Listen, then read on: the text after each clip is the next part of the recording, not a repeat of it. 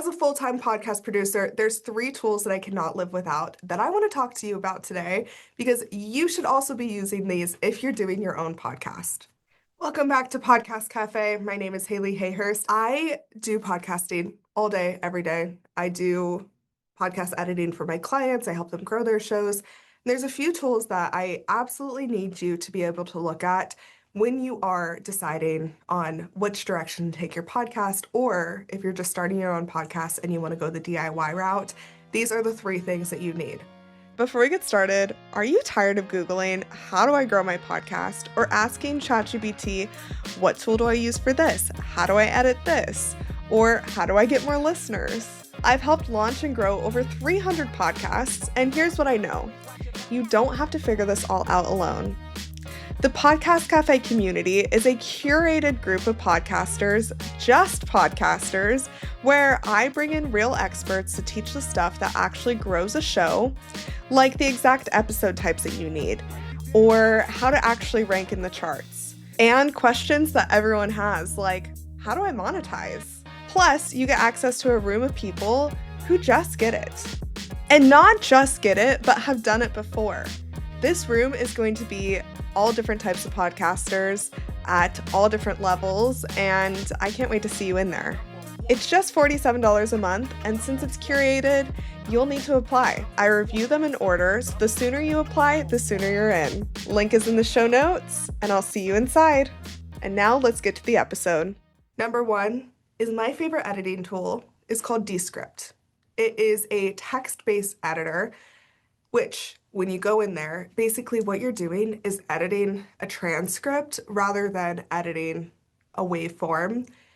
I used to use Adobe Audition, loved Adobe Audition, but when I started working with more and more clients and growing my agency, Descript has something that's link sharing. So once I edit the episode, add in the commercials, intro, outro, music, everything it needs, I press publish, I get a link, and then I can send that to the client. That makes it so much easier than what I used to do, which was export, download, put it into a Google Drive or ClickUp and have it on my computer that then would be uploaded to YouTube, Apple, Spotify, all those places. Descript really makes it easier for editing, first of all, but also getting it to and from clients.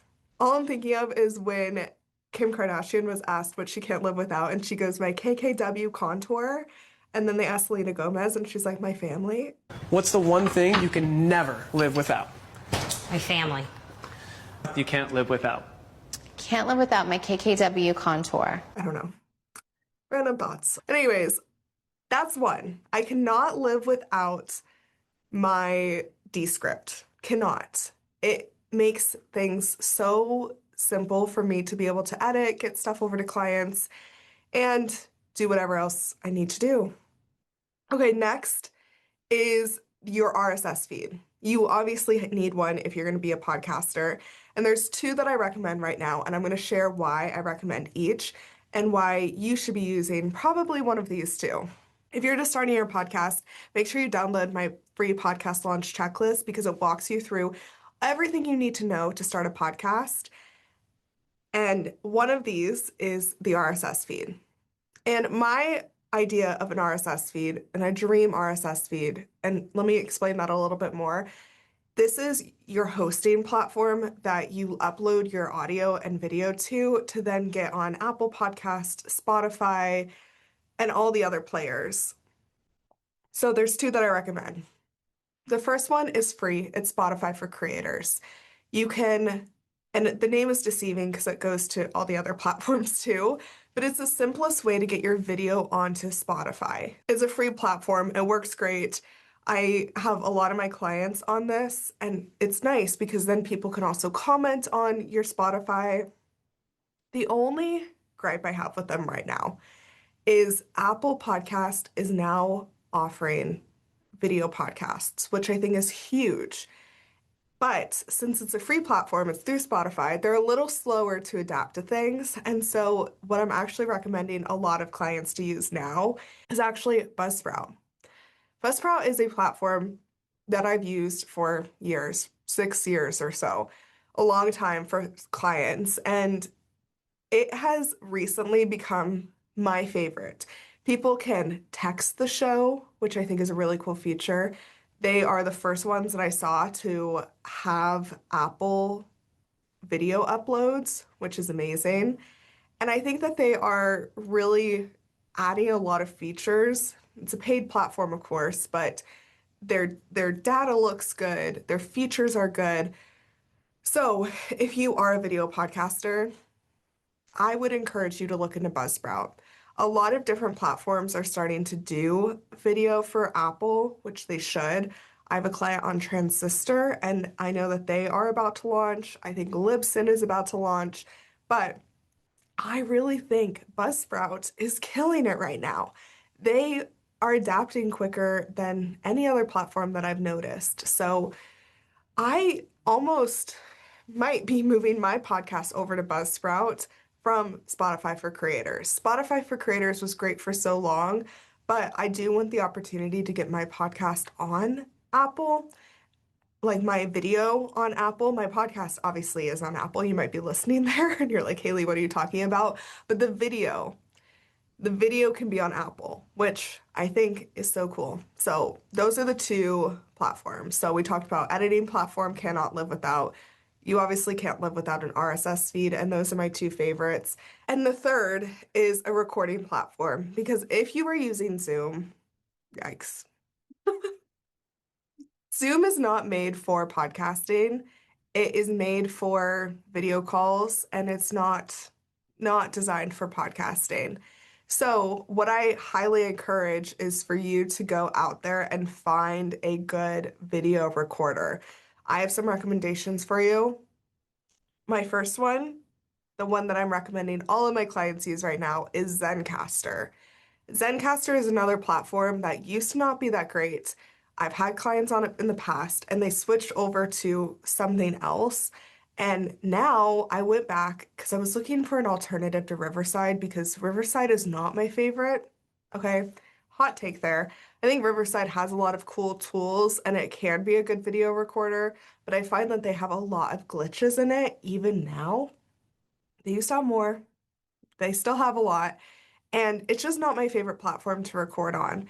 So I was looking for an alternative, and I love Zencastr right now. The video, audio, all of it, easy to record on, easy to have guests on.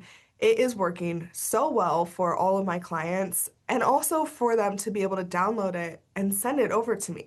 That is probably the most important part of having like a cool video recording tool, is having an effective video recording tool, is being able to get it over to your podcast manager. So Zencastr is actually really great right now. I was using Squadcast in the past, and then they transferred over to Rooms on Descript, which I've been having a little bit of an issue with, to be completely honest, with some recording issues, some echoes, things like that. So hopefully that gets fixed, and then I'll be able to recommend Rooms. But right now, if you're just getting started, Zencastr, it's free. All my clients are on the free tier, and it's really good audio. So those are the three things that I cannot live without as a podcast producer. Can't live without my KKW contour. And also, those are the three things that I want my clients to be using to make my job as a podcast producer go as smoothly as possible. Let me know if you have any favorite tools. Put them down in the comments on YouTube or on Spotify, or just send me an Instagram message and we can have a conversation there. Because if there's a tool that you're using that you absolutely love, I want to share that with the audience so then they can use it too. So I appreciate you being here. I will catch you in the next episode. Thank you so much for joining me in the Podcast Cafe. I hope you're leaving with fresh ideas and inspiration to take your podcast to the next level. Remember, podcasting is a journey and you don't have to do it alone. I'm here to help you every step of the way. Let's connect. Be sure you follow me on Instagram at Espresso Podcast Production, or visit espressopodcastproduction.com for more tips, resources, and behind the scenes insights. I'd love to hear about your podcasting journey. If you've enjoyed today's episode, make sure you hit subscribe so you never miss an episode. And if you're feeling extra generous, I'd love it if you could leave me a review on Apple Podcasts or Spotify.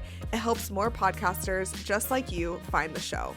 Until next time, grab your coffee, keep creating, and I'll see you back here in the Podcast Cafe.